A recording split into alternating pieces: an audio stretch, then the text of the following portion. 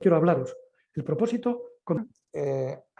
A nuestra casa, esta Universidad de Deusto Business School, que es una universidad humanista, con propósito también, como explicaba Rafael, ¿no? de su empresa, que es también una escuela de negocios. Nosotros somos una escuela de negocios y nos interesa mucho transformar la sociedad, aportar y sobre todo trabajar en la cooperación público-privada. Ha salido ya varias veces, ¿no? Y ese quizás es uno de los grandes retos y déficits de este país. Y habíamos pensado que podíamos empezar un poco charlando sobre cómo ves, ¿no? Sí. El futuro de este país y ese elemento. Sí, es muy evidente que es parte de los déficits que tenemos, pero aparte de agradecer que me invitéis, incluso después de lo que he oído, el año que viene me volváis a invitar, pero un poco más discretamente para discutir con los alumnos, con un poco más de tiempo, si os interesa lo que os voy a decir ahora. He oído hablar de liderazgo y de humanismo. El liderazgo para mí ha sido un tema preocupante a partir de que empezaron a preguntármelo cuando salí del gobierno. Pues todo el mundo me decía, ¿en qué consiste el liderazgo? Y recuerdo, es una anécdota que nos llevará a la categoría, sí, un seminario en el que estaba participando Bill Clinton, Fernando Enrique Cardoso, Václav Havel y yo mismo en Praga. Y al final de una discusión de seminario, alguien preguntó, era una ex primer ministra, no era Margaret Thatcher, nos preguntó a los cuatro, bueno, ustedes han gobernado unos más tiempo y otros menos tiempo, yo demasiado tiempo, pero explicar de manera comprensible en qué consiste el liderazgo. Es un tema que además los jesuitas han analizado de toda la vida, ¿no?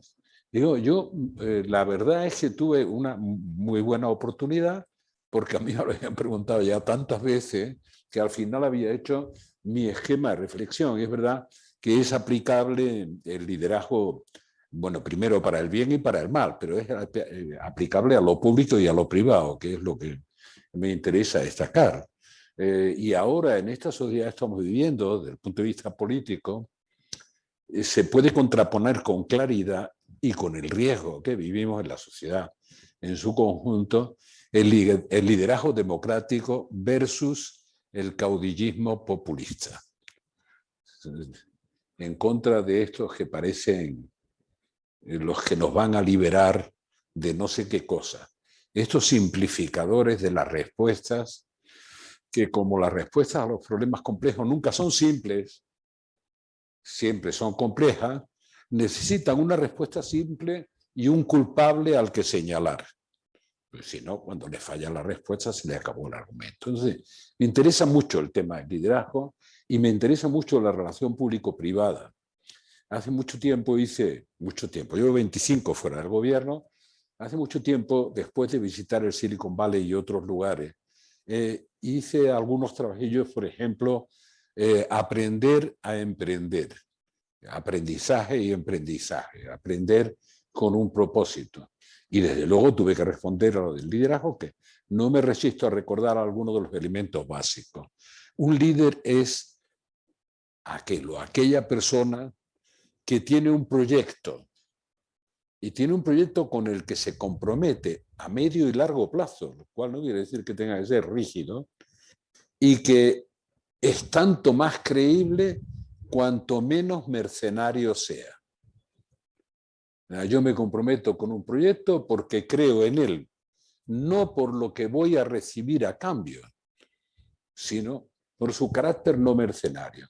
La segunda característica del liderazgo que me llama la atención, y que de verdad creo que le da fuerza al liderazgo, es que un líder político, social, económico, cultural, deja de ser líder si pierde lo que podríamos llamar en términos corrientes la empatía, pero si pierde la capacidad de hacerse cargo del estado de ánimo de los demás. Cuando las cosas van muy mal y aparece un supuesto líder que dice que todo va muy bien, pues será para ti. Eso es lo que llamaba Voltaire el liderazgo de estos optimistas a fortiori. No hay que ser pesimista, pero hay que enfrentar la verdad. Y una de las maneras de enfrentar la verdad en política es muy claro. es hacerse cargo del estado de ánimo de los demás. Entonces, si el estado de ánimo es malo y tú lo desconoces y no te haces cargo, obviamente no lo vas a cambiar. La única manera de cambiarlo es estar cerca, y para acercarlo a la credibilidad o aproximarlo a la credibilidad de un proyecto que comprometa a todos, naturalmente tiene que ser partiendo de ese estado de ánimo. Porque en política al final la verdad es lo que la gente cree que es verdad. Entonces hay un punto que se llama confianza, que también ocurre en la oferta empresarial. Hay un punto que se llama confianza que tiene un carácter no científico. Cuando habláis de la economía en términos científicos, me desconcertáis mucho, porque, bueno, yo trato de saber de qué van las cosas, ¿no? Pero la tercera característica del líder es la capacidad de coordinar equipos humanos. Es de vital importancia. Digo de coordinar, no la capacidad de mandar, sino la de coordinar equipos humanos. Y en esta sociedad de información, como bien Mostrenko, que es la información que nos da la red, ser capaz de recibir esa inmensa marea de información que difícilmente te lleva a la verdad, pero sobre todo no te lleva a un propósito, no es el privilegio del que tiene el poder. Aquella cosa que veíamos durante siglos, y se ha citado ya hasta Aristóteles, de que la información es poder, era cierto. En las sociedades completamente verticalizadas y donde la información que ahora facilita la red, la buena, la mala, la regular y la confusa, es también un bien mostrenco, es como el aire, está disponible. El problema es si se tiene capacidad de absorber información que sea relevante para el propósito que tienes. Por tanto, ya no es el privilegio del que manda y abusa de tener una información de la que los demás no disponen. Eso ha hecho que se haya horizontalizado el valor y la utilización de la información. Recuerdo que estuve en algunas sesiones con Kissinger. Después de Torres Gemelas, de tantas cosas que hemos vivido, la principal conclusión de la comisión de investigación, que allí se hacía con el propósito no de encontrar culpables, sino de saber qué había pasado y dónde estaban los fallos, que es un buen propósito, que en la colaboración público-privada debería aprender más lo público de lo privado que lo privado de lo público, porque al final empresas que no son capaces de evaluar sus programas para corregir defectos son empresas condenadas al fracaso. Pero la conclusión fantástica de la investigación de Torres Gemelas es que toda la información, toda sobre lo que pasó, estaba previamente disponible. Entonces, el fallo fundamental fue la capacidad de procesar esa información para evitar esa terrible tragedia. Bueno, estas son algunas de las características del liderazgo que estoy mezclando con lo público y lo privado. Y dejé solo puesto sobre la mesa de las empresas buenas, de las que funcionan bien, las que además añaden innovación, las que funcionan bien, tenemos que aprender la constante preocupación por evaluar los proyectos que lleva adelante. Esto cuando ocurre en el sector, cuando se necesita en el sector público, se convierte en esta convivencia política cada vez más enrarecida, en la que pocas de las características que he dicho del liderazgo democrático se producen, se convierte siempre en una cacería. ¿Qué cosa más razonable podríamos hacer, público y privado, pero sobre todo lo público, para analizar en esta tragedia del virus y de la pandemia qué se ha hecho bien, en qué se ha fallado, cómo tenemos que hacer la evaluación, porque volverá a pasar, los virus todavía está, la cola del dragón está ahí, cómo se puede mejorar el combate contra una agresión de esta naturaleza tan invisible como letal. Y eso, aquí cada vez se habla de una comisión de investigación, es investigar contra alguien, no investigar para mejorar los servicios. Eso lo hacen mejor los privados. No digo que tampoco renuncien al propósito de investigar para cargarse a alguien, ¿no? En la pelea por el poder. Eso ocurre siempre, pero es mucho más actual. Bueno, esa es parte de la investigación, o digo, de la colaboración público-privada. Nada despreciable, porque no saldrá en ningún debate ni en ningún estudio. Vamos a ver, estamos viviendo un momento interesantísimo. Estando o no de acuerdo con él, decano, un momento Biden, este viejo de mi edad, que no logro del todo imitar porque no ando exactamente igual que él, este viejo Biden ha descubierto el concepto original europeo de la economía social de mercado. Ha descubierto la función social de la economía porque la tragedia no viene solo de la crisis de 2008 en Estados Unidos desde los años 70. Bueno, el salario real se había quedado, digamos, congelado. Y había crecido el Producto Bruto, la redistribución del producto y de la renta era crecientemente desigual y hay gente que se sentía excluida. Por tanto, si no hay una política económica, una política de mercado incluyente, capaz de darle esa dimensión a nuestra idea o a la idea que yo tengo menos del mercado, pues fallará el principal desafío de sostenibilidad. La sostenibilidad es un concepto amplio, pero el primer desafío de la sostenibilidad tiene una dimensión estrictamente humana. Si la fractura social se amplía en términos absolutamente insoportables, terminan asaltando el Capitolio. Es verdad que tienen que estar dirigidos por Trump, que el hombre todavía no reconoce que perdió las elecciones, lo cual siempre es un problema grave. Pero sobre todo tiene un problema más serio, que es bastante, en el sentido latino del término, necio, pero él no sabe que no sabe. Y cuando alguien no sabe que no sabe, difícilmente acuden, como hacía Reagan, principio de sabiduría, difícilmente acuden a los que saben para hacer buenos equipos. Al contrario, apartan a todos los equipos diciendo, no, de eso yo, solo mirándole los ojos, ya sé, estos disparates que hemos vivido, que producen esos caudillismos, esos liderazgos caudillistas y que excluyen a los demás. Por lo tanto, Biden está haciendo, puede acertar o equivocarse, podemos estar en favor o en contra, pero está cambiando el paradigma.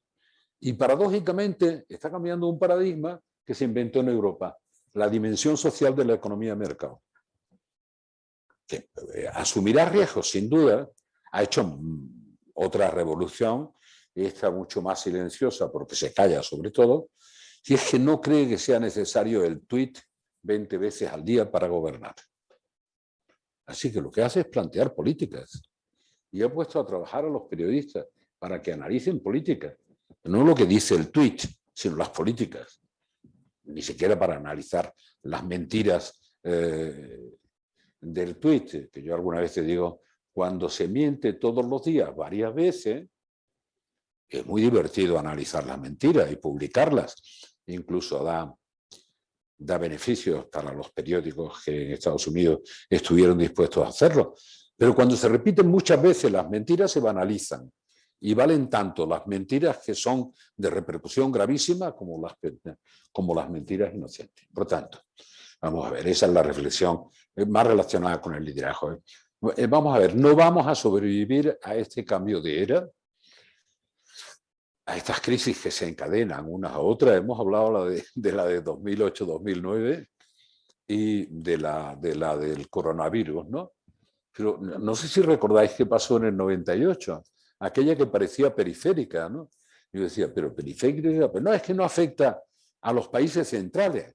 Pero muy poco tiempo después, es verdad que en sudeste asiático, Rusia, Turquía, salta al Atlántico y golpea a Brasil, después arrastra a Argentina, y de pronto nos encontramos con que el 2001, además de Torres Gemelas, la suerte que tenía Clinton, y es que se fue cuando la economía se estaba cayendo, pero no se notaba.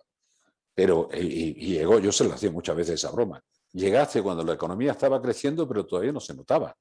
Por eso inventó aquello de la economía estúpida y sacó a Bush del poder. Y antes de que se notara la caída de la economía, le dio a Bush fotocopia, al Junior, le entregó la economía. Pero ¿recordáis la crisis que entonces se llamó de las .com? Sí. Porque hasta para eso somos cursi. Y era la segunda oleada de esa crisis que corre desde el sudeste asiático y contamina la mitad de la economía mundial y naturalmente tiene consecuencias y consecuencias graves. Por tanto, estamos bien. Yo antes, como suelo hablar con lo que pienso y a veces me suelen interpretar y por tanto no dicen lo que digo, sino lo que creen que digo, debo afirmar rotundamente que este probablemente es uno de los momentos de la historia donde es más difícil y más comprometido gobernar. Y lo digo, yo he vivido la caída del muro de Berlín, he vivido la negociación de la transición, he vivido en la Universidad de Deusto las broncas de los abertzales cuando tratábamos de abrir un espacio a las libertades. Ha habido momentos realmente muy importantes que han cambiado, o he compartido, que han cambiado el destino del mundo, bueno, con Gorbachov, con Kolkata. Desde el punto de vista de la gobernanza, este es un momento extraordinariamente complejo. Y la política, no digo la intervención, la política en vez de agrandarse, se ha achicado. No digo la intervención puede ser mucho, y la intervención y tiene la característica fundamentalmente de la inmediatez. Antes era inmediática y ahora es la inmediatez a la que se agregan las redes sociales. Por lo tanto, cambiamos de conversación cada 10 minutos, porque lo que pasó hace 10 minutos ya pasó y a veces se provoca que pase. Y no hay ningún proyecto, ni político, ni empresarial, ninguno, que no tenga un horizonte de medio y largo plazo, que naturalmente hay que correr por el camino. Pero lo inmediato no puede ser el fundamento del quehacer político, por difícil que sea. Y este es uno de los momentos más difíciles de la historia. Cooperar lo público y lo privado significa generar confianza, no dependencia. Matizo, confianza, no dependencia. Si va a haber fondos europeos, es lógico que las empresas aspiren a participar en la reconstrucción con fondos europeos. Tanto los que la gente piensa que son gratis, y en esta vida dinero gratis nadie lo ha inventado todavía, como los que son créditos. El paquete es muy grande. El deseo de participar también. Pero el deseo de participar tiene que ser lo suficientemente transparente y limpio en la cooperación público-privada como para que no se creen dependencias que no producen respeto sino rencores. Espero que entiendan perfectamente lo que digo. Y ahí la cooperación público-privada debe basarse fundamentalmente, ese intercambio de experiencias que dije algo, en arriesgarse a decir la verdad de lo que uno piensa, que no tiene que ser necesariamente la verdad. Si no andamos de palmero del que nos toque tocarle las palmas, eso no sirve. Ni le ha servido nunca a un dirigente político ni a un dirigente empresarial. Perdón, me voy a cargar el tiempo en una sola. Bueno, has hablado del liderazgo, del nuevo paradigma que Oye, Biden ha hecho suyo. Ni agua dais en Deusto. Sí, sí, sí. Ah, sí. Te acabas de poner ahí. Sí, sí, por eso. Se ha venido muy abajo desde que yo lo conocía. Sí. El nuevo paradigma que Biden ha hecho suyo, así hablo un poco de si vas bebiendo agua.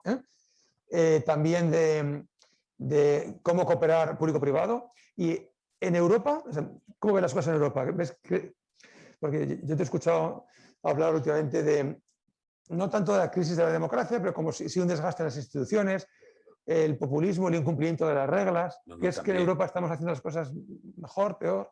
También de la crisis de la democracia, sí. Y además del envejecimiento de Europa. Yo siempre cuento algo que la gente interpreta bien, eso sí lo interpreta bien. Uno siente que es viejo cuando al bajarse de aquí mira dónde pone el pie. Y cuando va por la calle, le da miedo tropezarse. Por tanto, va con cuidado. Y es joven cuando no parece que haya donde tropezarse ni obstáculos. ¿Qué diferencia hay entre una perspectiva en la que el horizonte lo tienes a la vista y una perspectiva en la que te domina el miedo y estás siempre mirando a los pies para evitar tropezarte? Bueno, las sociedades envejecen como los seres humanos. Y el sentimiento, es verdad que lo puede salvar a uno pues la rebeldía de un cerebro que no deje de funcionar y por tanto que piense con horizonte largo. Pero la sociedad europea está envejecida en ese sentido. Está temerosa y está temerosa de tropezarse, de perder lo que tiene, que es la mejor manera de perderlo. Por lo tanto, como no quiero hacer una visión pesimista, la sociedad europea ha reaccionado mucho mejor de lo imaginable a la crisis del coronavirus que a la crisis de 2008-2009. No hace falta explicarlo. Aquella crisis la respuesta fue dramáticamente procíclica y la respuesta de ahora es anticíclica. Vamos a ver, y con compromisos que hubieran sido imposibles en 2008-2009,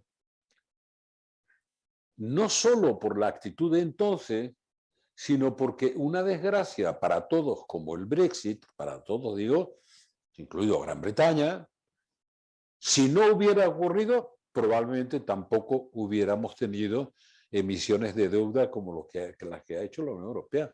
Hubiera sido incompatible con eso. Por tanto, siempre hay un elemento dramático de pérdida, una fractura como la del Brexit, que seguiremos pagando unos y otros, y hay un elemento positivo. El obstáculo fundamental para avanzar en una política europea más unida, por lo menos, para hacer cosas como esta, desapareció, que era Gran Bretaña. Por tanto, eso nos ha permitido una reacción europea muy positiva. Le pongo un punto de interrogación. ¿Será suficiente, visto lo que está haciendo Biden, las propuestas roosevelianas de Biden? Probablemente no sea suficiente, pero solo llegaremos a obtener respuesta suficiente si lo que hacemos con este endeudamiento, tanto vía préstamo como vía transferencia, que pagaremos entre todos lo que nos corresponda, lo hacemos bien. Nuestra economía va a rebotar, ¿verdad? Este año, pues probablemente el 6,5 o el 7%, quiere decir que a final de año, virus mediante, estaremos creciendo al 9%. Y la media del año puede estar en 6,5 o 7%. Repito, no nos hemos librado de la pandemia y nosotros tenemos una sensibilidad especial en sectores muy importantes para nuestra economía, como el turismo, a que el miedo al virus estropee esa previsión. Pero estamos creciendo sobre la misma base productiva que tenemos y probablemente el año que viene pasará igual. Casi seguramente pasará igual.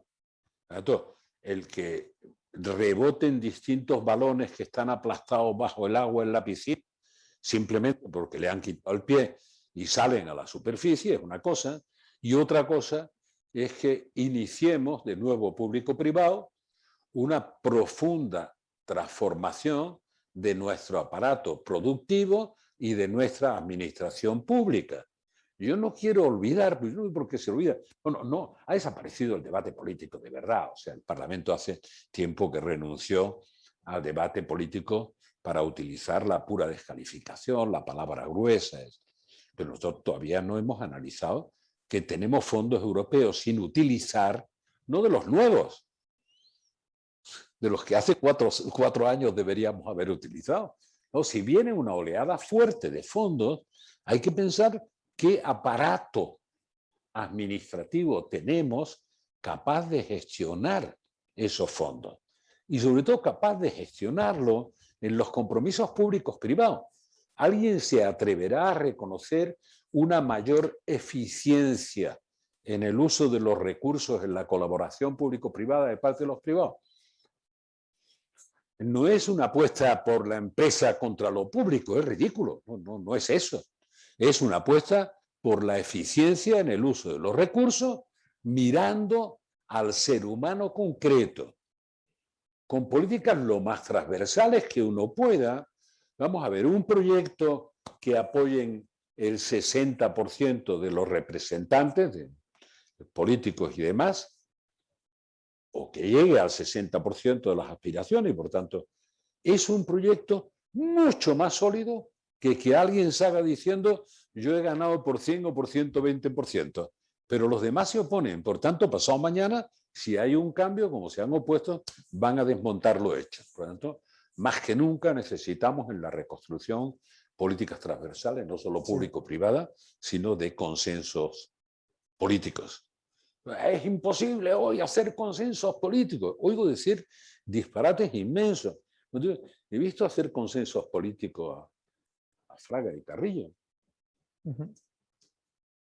Y hay más distancia ahora. Alguna vez también he oído decir alguna tontería al respecto ahora en estos días. No hay más distancia. Lo que hay es menos voluntad, menos capacidad de prestar servicios a la sociedad. Porque yo no, hace tiempo que no hago campaña electoral para entendernos, ni quiero pensarlo siquiera, pero yo tengo la absoluta convicción de que el 70 o el 80% de los ciudadanos, que creo que es para los que deberíamos gobernar, quiere que las fuerzas políticas se pongan de acuerdo. Después se quejarán de que se han puesto de acuerdo en algo que les gusta más a uno y menos a otro, pero sobre todo quiere que se pongan de acuerdo. Están hartos de esta bronca política. Y en eso, además, yo creo que es muy importante el papel de lo público y lo privado forjando acuerdos. ¿Hemos perdido a gente valiosa o tenemos gente valiosa disponible que no hace esa tarea? Sí. Hay pocos operadores políticos. Operadores políticos, gente que transversalmente es capaz de generar espacios de confianza como para que después se sienten, por muy enconados que estén los líderes en el discurso público, y haya un recorrido hecho para poder llegar a acuerdos. No es posible que tengamos la parálisis que tenemos de órganos constitucionales. No es presentable y nos miran como una anomalía desde la Unión Europea. Una anomalía. Y la generación de confianza significa previsibilidad respecto de lo que nos va a pasar como país. Nosotros tenemos dos cinturones, dos perímetros de seguridad. Uno, nuestras propias reglas constitucionales, etcétera, ¿no? Y otro, nuestros compromisos con la Unión Europea. Hoy es más previsible el segundo cinturón de seguridad que el primero. Tenemos que reforzar el primero, porque si no se cansarán de nosotros. Bueno, nos quedan 8 minutos y nos gustaría también hablar un poco ya de una perspectiva más global, ¿no? Hemos hablado de España, de Biden, de Europa, y a escala global, internacional, ¿cuáles crees que son las principales tendencias, riesgos, los europeos, cómo estamos posicionados, digitalización, cambio climático, crisis de democracia, esos grandes temas del momento? Es evidente que el desplazamiento del Atlántico al Pacífico como centro de gravedad de una nueva realidad, ya nadie lo discute. Sí. Si tuviéramos que verlo por mares en el mapa, digo, el centro del mundo era el Mediterráneo hace 1000 años, 1500 años. Pasó a ser el Atlántico y después de ser el Atlántico es el Pacífico. Eso, si no tenemos en cuenta que China siempre hasta hoy, y hace 2500 años, pues ya tenía una filosofía confuciana que dura hasta hoy, mucho más que la comunista, que algunos esgrimen más como instrumento de poder que como convicción. Por tanto, hay un desplazamiento, hay lo que hemos dicho antes, un envejecimiento de la población. La Unión Europea dentro de pocos años va a representar apenas el 6% de la población mundial, con ese problema de envejecimiento y con ese miedo a tropezar, ¿no? O conservar lo que se tiene, que se pierde una cierta audacia para poner en riesgo lo que se tiene. Por tanto, hay algunos riesgos, pero también hay un talento acumulado extraordinario. Se ha producido una digitalización suficiente. Si uno ve las grandes empresas tecnológicas, grandes monstruos europeos no tenemos, sobre todo en esta revolución de la comunicación entre los seres humanos. Me acuerdo de una discusión con Mitterrand, mucho tiempo, cuando hizo aquel libro que, como lo que hacía Mitterrand, estaba maravillosamente escrito y fantásticamente equivocado en este caso, que era Maîtriser le progrès. Decidió que había que controlar el progreso. Y él pensaba que el progreso estaba en el corazón de las grandes empresas tecnológicas. Y dominar el progreso era nacionalizar las empresas tecnológicas, cosa que hizo, no todas, pero hizo con algunas de esas empresas. Y discutíamos en Laches, digo, siempre que cuento una anécdota no es por banalidad, sino porque la anécdota explica más lo que nos pasa que andar haciendo un esfuerzo puramente conceptual. Yo decía, es un error. Es que si funcionarizas una empresa típicamente de innovación tecnológica, de innovación disruptiva y tal, cuya virtualidad es que el que está en un proyecto de esa naturaleza no está pensando que llegue el viernes a mediodía para olvidarse de todo hasta el lunes, porque entre el viernes y el lunes siguen pasando muchas cosas. Luego, si es una función puramente burocrática, pues el viernes cierro y ahí está, que han declarado la guerra. Hasta eso nos ha pasado. Sí, hombre, pero que esperen al lunes, porque ¿verdad? Estamos de fin de semana, ¿no? No van a llamar a los soldados y declarar la guerra un sábado, que no hay nadie. No, bueno. Entonces, y lo discutí mucho con él. No, mira, el problema es que la innovación, la investigación, la creatividad, sobre todo la disruptiva, que hay en la evolución de esas empresas, no son sometibles, y es uno de los problemas que hay, pero son así, a, digamos, un contrato burocrático o funcionarial. Hay muchos servicios que funcionan así y hay que hacerlo eficientes, pero lo otro no. Por tanto, tenemos algunos riesgos. Contesté a un grupo de gente que vino a verme y me hizo una pregunta Moisés Naim a la UBA, y nos puede contestar, sabía que para mí eso era más difícil, no, nos puede contestar en 10 minutos. Europa, museo, bueno, era una pregunta, museo o innovación. Museo, digo, no. Yo no quiero que pierda el carácter de museístico para entendernos, no quiero que pierda la potencia cultural, pero no puede renunciar a seguir innovando y tiene que competir en ese campo. Y para eso es verdad que tiene que levantar la cabeza y mirar en el horizonte a más distancia. Por el momento el desplazamiento está yendo muy rápido. Es que uno siempre se fija en China con las políticas que hace y tal, pero bueno, es que hay que ver que Singapur, Malasia, pero que ahí de verdad se está produciendo una revolución a una velocidad extraordinaria que afecta a todo el Pacífico. Aparte de que la política china, digamos que imita a la anterior política americana sobre su área de influencia, en su área de influencia. Y en los demás también la imita. Digamos, se podría resumir, dice, en mi mercado mando yo y el tuyo lo compartimos. Que es un principio gano de todas maneras. Entonces está produciendo geopolíticamente cambios muy intensos, rápidos, importantísimos, pero no se está produciendo un incremento de la pasión globalizadora que había antes. La globalización no es reversible, pero cada día hay más inquietud y Europa en eso está posicionándose sobre que la globalización no puede crear una nueva dependencia que no te permita sobrevivir a esa dependencia. Que si la dependencia es interdependencia equilibrada, sobrevivimos. Pero si la dependencia es que un corte de suministro en la cadena te deja completamente paralizado y fuera de juego, estamos muertos. Entonces, Europa está reflexionando sobre eso y de verdad yo confío, es que hay mucho talento, vamos a tener que vivir con contradicciones enormes en Europa, pero interesantísimas. No tenemos trabajo para los jóvenes. El primero de los desafíos que tenemos como españoles. Y tampoco no nos podemos permitir el lujo de no aprovechar el talento de los mayores. Tenemos que alargar la vida, y la vida también en eso.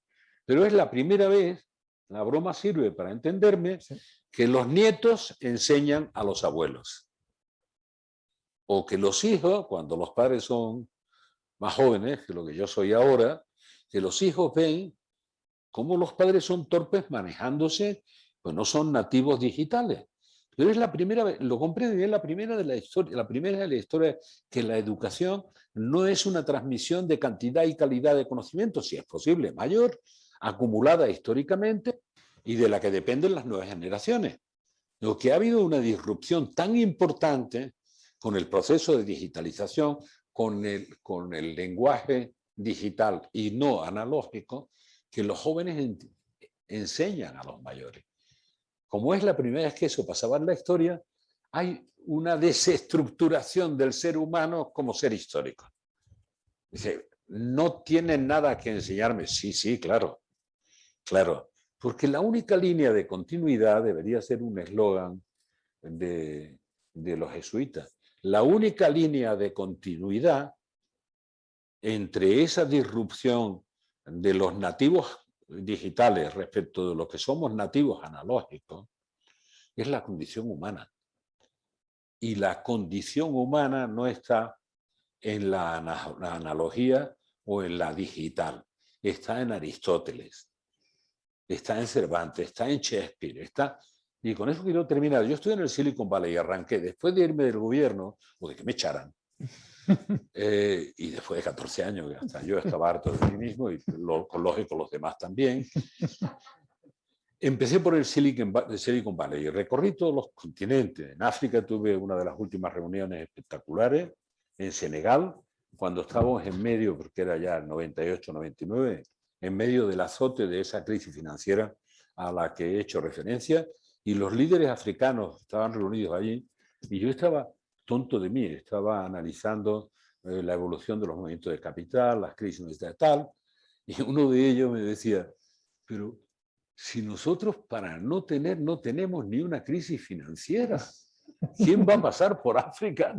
¿Qué movimiento de capital? Estoy hablando del 98, va a pasar por aquí. Pues bueno, ahí arranqué una reflexión que venía de atrás, que era mi inquietud, porque nos estábamos quedando atrás. Nosotros necesitamos, de verdad, necesitamos como país, como Europa también, pero como país muchas reformas. Necesitamos reformar el funcionamiento de las administraciones. Hemos descentralizado, que ha sido fantástico.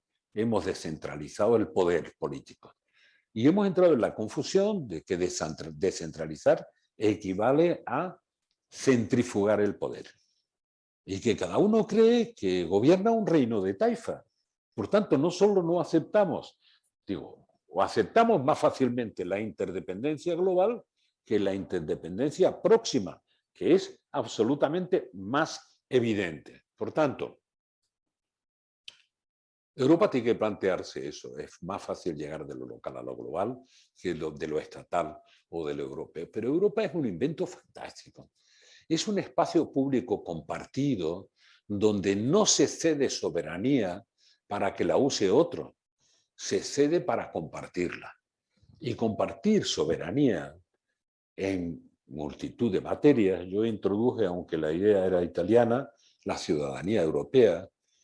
Es lo único que puede darle dimensión a Europa. Alemania, con todo su poder relativo europeo, es insignificante en el mundo. Ahora se está revisando la globalización tal como se venía concebiendo. Y bienvenida la revisión, siempre que la gente no desconozca que vamos a seguir siendo interdependientes. Lo que hay que introducir, que es muy difícil, Delors nos ayudaría mucho, pero sería tropo Sorbona. Hay que introducir elementos de gobernanza en la interdependencia. Y no que cada uno crea que lo que propone tiene que ser ganar.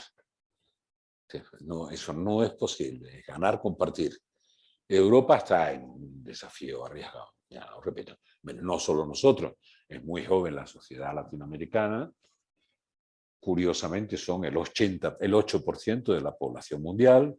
Por el momento tienen un récord, que tienen riquezas de todo tipo y potencialidades de todo tipo y una pirámide poblacional interesante, pero el 8% de la población mundial en este momento tiene el 34,4% de las muertes por COVID. Sí, es un récord que abruma, ¿no? Y la vacunación va mucho más que en África, que no sabemos cómo va, porque lo que me decía, en algunas partes, como en el sur y en el norte, todavía se sabe, pero en todo ese inmenso continente en el centro, pues si preguntáramos por esto, diría lo mismo que me dijeron a mí en el 98, y ojalá pase por aquí, aunque sea una crisis financiera, ¿no? Que no vemos pasar nada, ¿no? Pues ojalá pase por allí por lo menos un sistema de vacunación. Yo creo en el papel de Europa, sí. Me ha dado, digamos, optimismo la reacción a la crisis COVID, sí.